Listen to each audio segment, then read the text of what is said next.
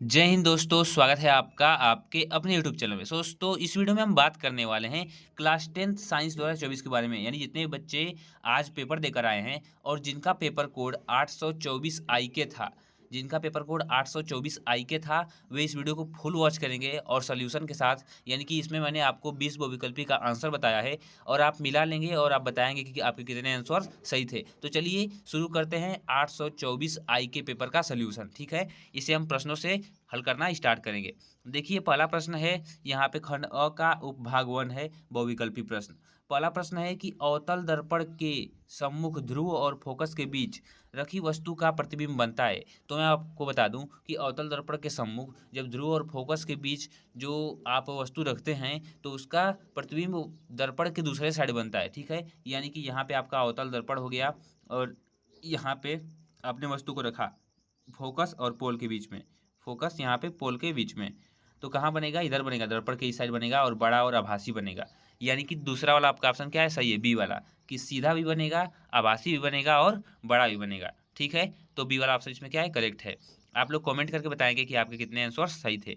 दूसरा है कि दूरदृष्टि दोष में दृष्टि दोष के निवारण के लिए में कौन सा लेंस प्रयुक्त होता है?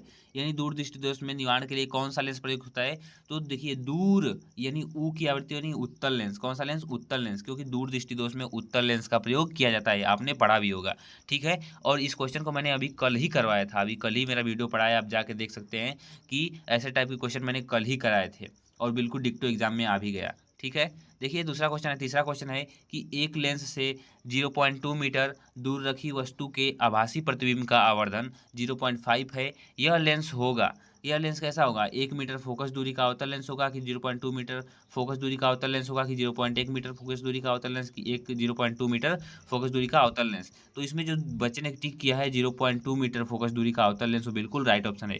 क्योंकि इसको जब आप हल करेंगे तो आप इसको जो आएगा तो इसका फोकस माइनस में आएगा, -0.2 आएगा जब आप हल करेंगे तो। जब माइनस में रहता है तो कौन सा लेंस रहेगा? अवतल लेंस, और जब प्लस में रहता है तो उत्तल लेंस। तो इसका मान माइनस में आएगा, इसीलिए इसमें कौन सा होगा? 0.2 मीटर फोकस दूरी का अवतल लेंस। ठीक है, अब देखिए चौथा क्वेश्चन दिया है कि जब श्वेत प्रकाश कांच से के प्रिज्म से गुजरता है तो प्रिज्म के आधार की ओर अधिकतम झुकी प्रकाश किरण का रंग होता है।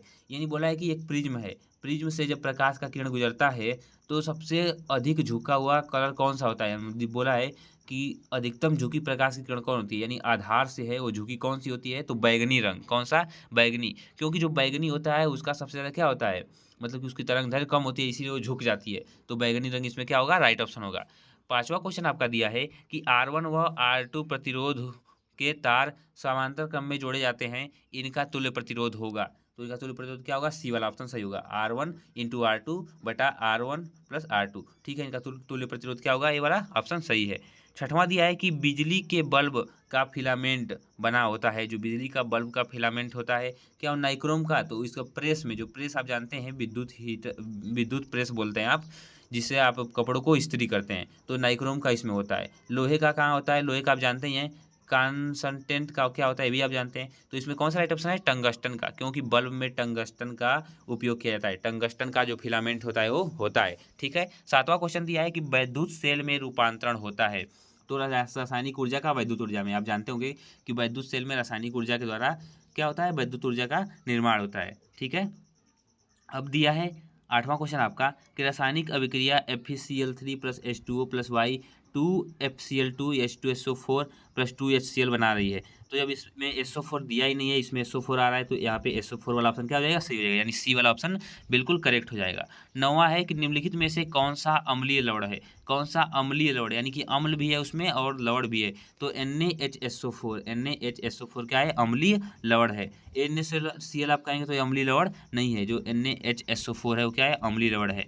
मैट में मुख्यतः क्या होता है? तो Cu2S और Fe क्या होता है? मैट में ए होता है। ठीक है, यदि आया कि निम्नलिखित में से रासायनिक को पूरा करना है तो CH3COOH। ये भी प्रश्न मैंने कल करवाया था, आप जाके देखेंगे वीडियो में, कल ये प्रश्न करवाया गया है, जो मैंने वायरल पेपर करके वीडियो डाला था उसमें कल का ये प्रश्न करवाया गया था। ये भी प्रश्न देखिए, डिक्टो वही सेम प्रश्न वही आया है जैसा मैंने बताया था। 12वां दिया है कि उभयधर्मी ऑक्साइड है। उभयधर्मी ऑक्साइड कौन? तो Al2SO Al2O3। Al2O3 क्या है?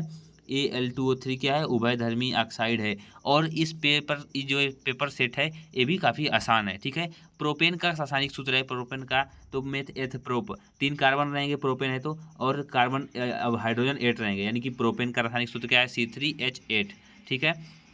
14वां दिया है कि हाइड्रा में प्रजनन होता है, तो हाइड्रा में प्रजनन किस द्वारा होता है, मुकुलन द्वारा, ठीक है, मुकुलन द्वारा। इसे आप लोग देख लेंगे एक बार। पाइरूवेट के विखंडन की प्रक्रिया संपन्न होती है कहाँ, जो पाइरूवेट विखंडित होता है कहाँ होता है, माइटोकांड्रिया में, तभी एटीपी का निर्माण होता है। पाइरूवेट का विखंडन कहाँ होता है, माइटोकांड्रिया में। मनुष्य के वृक्क किस तंत्र से संबंधित होते हैं, तो उत्सर्जन से, क्योंकि जो मनुष्य का वृक्क होता है वो उत्सर्जन होता है। जैसे कि डायलिसिस की प्रक्रिया आपने सुनी होगी कि जब वृक्क खराब हो जाता है तो डायलिसिस की प्रक्रिया करवाई जाती है, किस लिए, उत्सर्जन के लिए।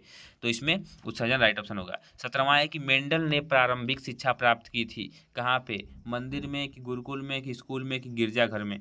तो मेंडल के बारे में कहानी से संबंधित है और आपने पढ़ा होगा कि कहाँ पे, तो मेंडल कहाँ से थे इसको आपको पता होना चाहिए। उसके बाद गिरजाघर या फिर स्कूल में या फिर गुरुकुल में, तो गिरजाघर इसमें क्या हो जाएगा, मतलब कि मेंडल ने कहाँ शिक्षा प्राप्त की थी, इसको आप लोग टिक करेंगे।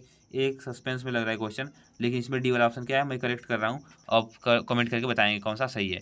18वां है कि मादा जनन तंत्र के किस भाग में लूप स्थापित किया जाता है, अंडाशय में, गर्भाशय में, अंडवाहिनी में या फिर योनि में। तो मैं आपको बताऊँ गर्भाशय में, क्योंकि गर्भाशय में जो कापर टी होता है उसको स्त्रियों के गर्भाशय में स्थापित किया जाता है ताकि वीर्य को रोका जा सके, कि वीर्य अंडाशय में, मतलब कि वीर्य गर्भाशय के द्वार से अंदर न जा पाता है, ठीक है। तो उसमें का कॉपर टी का प्रयोग किया जाता है। और 19वां क्वेश्चन है कि निम्न में से कौन सा अंग पौधों में नर जननांग का प्रतिनिधित्व है, पुंकेसर क्या है, करता है, पुंकेसर इसमें राइट ऑप्शन है।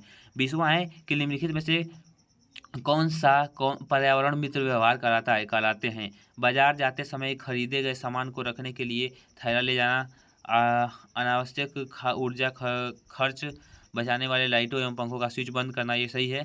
फिर ये वाहन के बजाय विद्यालय तक पैदल जाना, ठीक है। उपयुक्त सभी इसमें क्या है, राइट ऑप्शन है, क्योंकि ये सारे के सारे उपाय आपके पर्यावरण से संबंधित हैं, ठीक है। पर्यावरण मित्र व्यवहार, ठीक है। दोस्तों इसी के साथ चलिए वीडियो को एंड करते हैं। ये पेपर कोड था आप लोगों का 824 IK का।